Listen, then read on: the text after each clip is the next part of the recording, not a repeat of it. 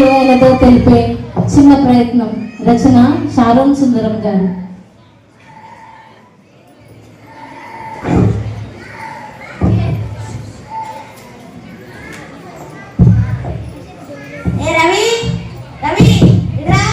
Sir చెప్పండి sir.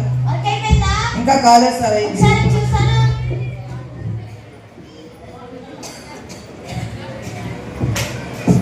ఏంటిది ఎక్కడ చూసినా మిస్టేక్స్ ఉన్నాయి. ఏంటి ఇప్పుడు క్లైంట్ చూస్తే ఏం చెప్పను నేను. అర్థాలు నా మీద వేసుకుంటాడు. ఒక్కసారి అయినా చిన్నగా చెప్పడం.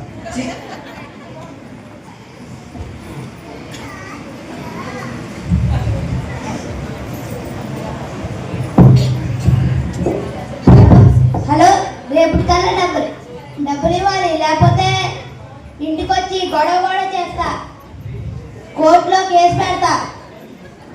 ఈ డబ్బు టైంకి ఇవ్వలేదని వీడు మా కుటుంబాన్ని మొత్తం అవమానించాడు.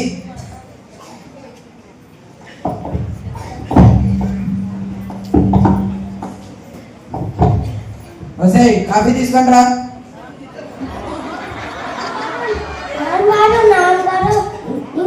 కాఫీ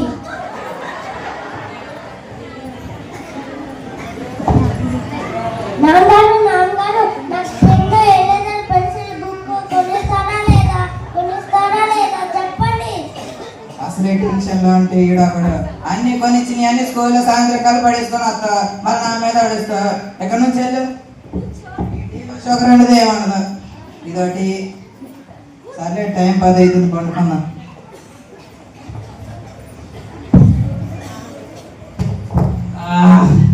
ఇంతలోనే తెల్లారింది. News paper.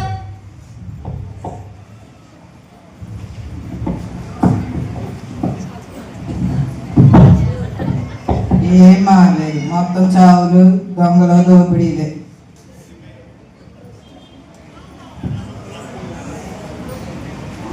ఏంటి ఇక్కడ ఏదో ఉంది. లెట్ గోనా ఎవరు పాస్టర్ గారు రాసినట్టున్నారే. ఏంటిది? క్షమించాలా, వదిలేయాలా?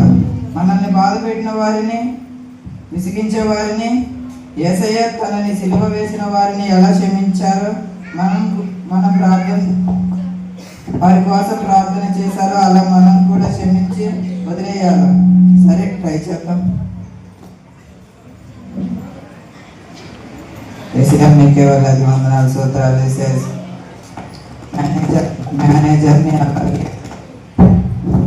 మేనేజర్ని అలాగే వడ్డీ వ్యాపారిని, వంటరాన్ని, నా భార్యని, నన్ను విసిగిస్తున్న నా పిల్లగాన్ని క్షమించే మనసు నాకు దయచేయండి ఏసయ్య. నాకు ప్రశాంతం దయచేయండి ఏసయ్య. మిమ్మల్ని అడిపెట్టుకుంటున్నాను తండ్రి. ఆమేన్. అమ్మా, ఇప్పుడు కొంచెం ప్రశాంతంగా ఉంది. ఆఫీస్ టైం అవుతుంది, వెళ్దాం.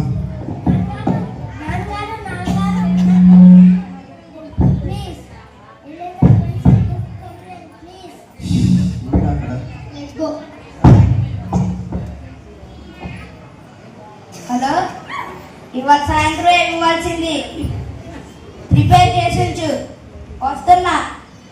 ఇవ్వకపోతే ఇంట్లో గొడవ చేస్తా, కోర్టులో కేసు పెడతా. Let go. సర్లే, వదిలేక.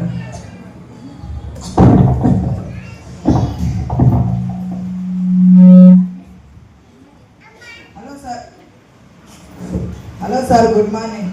కాఫీ తాగారా? తాగాను. ప్రాజెక్ట్ ఎక్కడ దాకా వచ్చింది సార్? ఇంకో గంటలో అయిపోయింది సార్. సరే.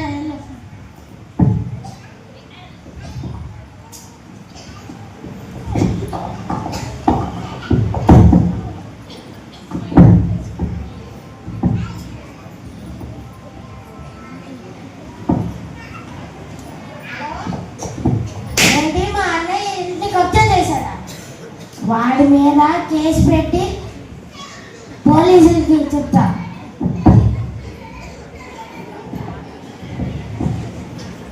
ఏ రవి, ఇలారా. ఏంటి సార్? చెప్పండి సార్.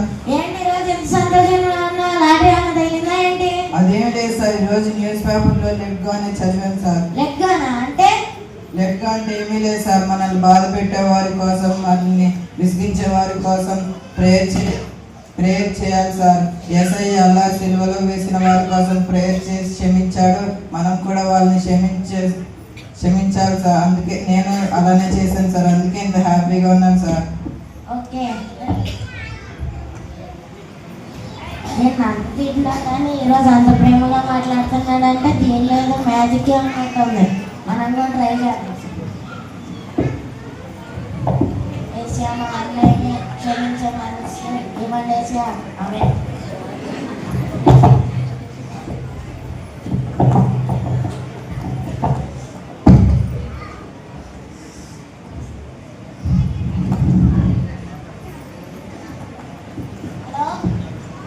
హలో, ఏంటి మా అన్నయ్య హాస్పిటల్లో ఉన్నాడా? ఆగండి, నేను వస్తున్నాను. ఏసా మా అన్నయ్యని క్షమించే గుణం నాకు ఇచ్చారు. థ్యాంక్ యూ ఏసా. మా అన్నయ్య హెల్త్ బాగుండే లైక్ చేయండి ఏసా.